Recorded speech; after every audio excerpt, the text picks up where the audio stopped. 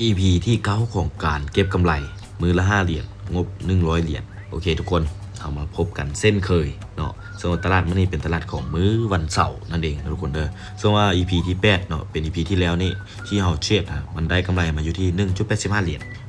ส่วนว่าคนอื่นเบิดเนาะเข้ามาตลาดอย่าฟ้าวไปเทรดอย่าฟ้าวเอาเลยเนาะซูซี่เข้ามาตลาดปุ๊บเนี่ยซูซี่จะมาปรับเงินสักก่อนเนาะก็คือ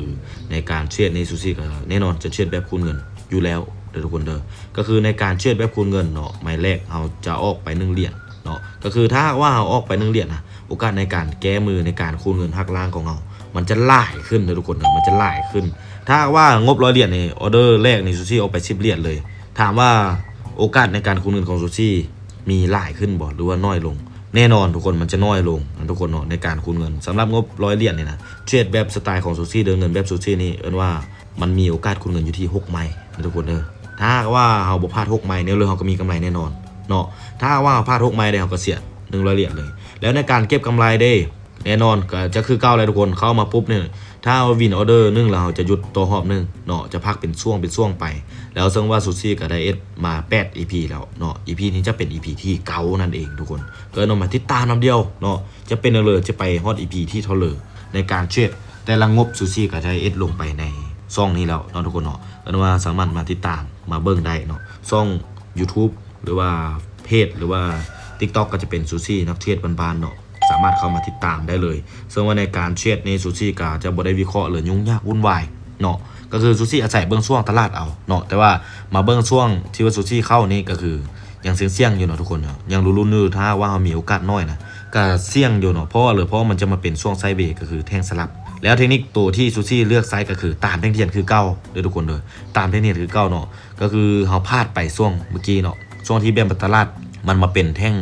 หลายๆแท่งนี่ทุกคนสังเกตเบิ่งเนาะมันมาเป็นแท่งแดงกับ3แท่ง4แท่ง5 6 7แท่งเนาะแท่งเขียวก็คือเดียวเนาะพลาดช่วงที่ว่ามันเป็นหลายๆแท่งแต่การมาสังเกตเบิ่งเนาะทุกคนเนาะในช่วงตลาดแนวนี้ก็คือถ้าว่ามันมาพักโตช่วงนึงแล้วมันก็สามารถที่จะปรับโตเป็นเชนหรือเป็นหลายๆแท่งเรียนเดี๋ยวโตไปก็เป็นไปได้เนาะทุกคนเนาะอันนี้มันเป็นธรรมชาติของแท่งเทียนอยู่แล้วธรรมชาติของกราฟอยู่แล้วเนาะแล้วอีกอย่างเขาก็อาศัยแบบว่าหักล้างเอาอาศัยคูณเงินเอาเขามีโอกาส6ไม้เลยทุกคนเนาะถ้าว่ามันเป็นแท่งสลับอันนี้ไป6ออเดอร์นี่แน่นอนเขาคาดทุนแน่นอนเนาะแต่ถ้าตาบเลยเนาะที่ว่าแท่งเทียนนี่นะไม้ที่5ไม้ที่6ก็ย่าเนาะมันไปเป็นแท่งคู่เนาะหรือไปเป็น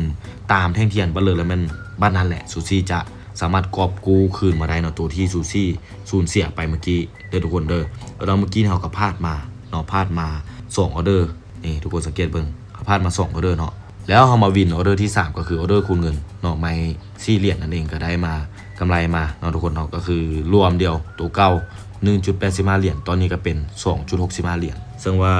วินมาออเดอร์1ซูซี่ก็จะหยุดเลยจะเป็นอันนี้เนาะทุกคนเนาะเฮาเจ๊ในนี้ไปเรื่อยๆเนาะถ้าว่าเจ้าจะเอากำไร3เหรียญเจ้าก็เช็ด4รอบถ้าว่าเจ้าจะเอากำไร5เหรียญเนี่ยเจ้าก็เช็ด6รอบเนาะทุกคนเนาะเฮาจะอาศัยเช็ดหลายๆรอบเอาเด้อทุกคนเด้อแต่เฮาจะบ่เช็ดต่อเนื่องก็คือพักช่วงเวลายาวไปเนาะเราจะเข้ามาจอบเบิ่งตลาดอีกว่าตลาดมันถึกช่วง